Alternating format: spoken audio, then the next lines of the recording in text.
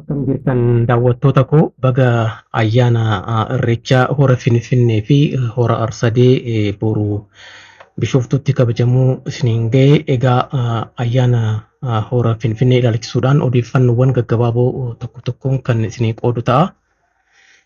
Kunis dhimma kana ilaalchisuudhaan kantiibaan bulchiinsa magaalaa Finfinnee aadde Adaanach Abeebee daqiiqawwan muraasaan dura dhaamsa dabarsaniiru. Dhaamsa isaan dabarsan kanan gaggabaabsee isinitti hima jechaadha.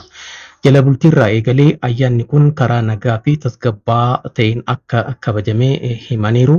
Egaa akka kantiibaan bulchiinsa magaalaa Finfinnee aadde Adaanach Abeebee jedhanitti jijjiirama asitti irreechi hora Finfinnee yeroo afuraffaadhaa fi barana kan kabajame.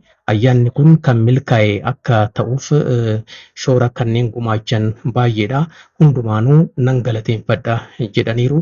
Keessumattuu jiraattonni bulchiinsa magaalaa Finfinnee naannoo hora Finfinnee qulqulleessuudhaan fi keessummootaaf simannaa taasisuudhaan shoora olaanaa waan gumaachaniif galata guddaatu malaaf jedhaniiru.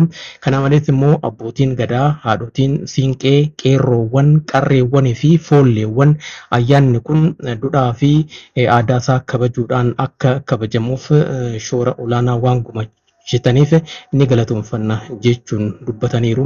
Ayyaana kanarratti egaa gufuun akka uumamuuf shororkeessitoonni adda waraanaatti milkoofneef yaalii tokko tokko taasisuun isaanii hin oolle. Kunis kan fashalaa'e ta'uusaa aadde Adaanach ibsa dabarsan kanarratti mul'isaniiru. Humnoonni tokko tokko egaa galgalarraa eegalee feesbuukii fi weebsaayitii hawaasummaa garaagaraa irratti dhaamsa dabarsaa turaniin ayyaanni irreechaa hora Finfinnee akka gufatuuf dhaamsa tokko tokko gadi lakkisaa turanii keessumattuu akka ayyaanichi hin milkoofneef ergaawwan adda addaa dabarsuudhaan maxxansuudhaan kakaasii taasisaa turanii. Kana garuu uummanni Oromoo hin fudhanne. Ayyaana kanarratti egaa uummata Oromoo qofa odoo hin taane sabaaf sablammoonni hedduun keessumattuu naannoo Kibbaarraa, Sidaamaarraa, Walaayittaarraa akkasumas kanneen biroo bal'inaan hirmaataniitiin jiru.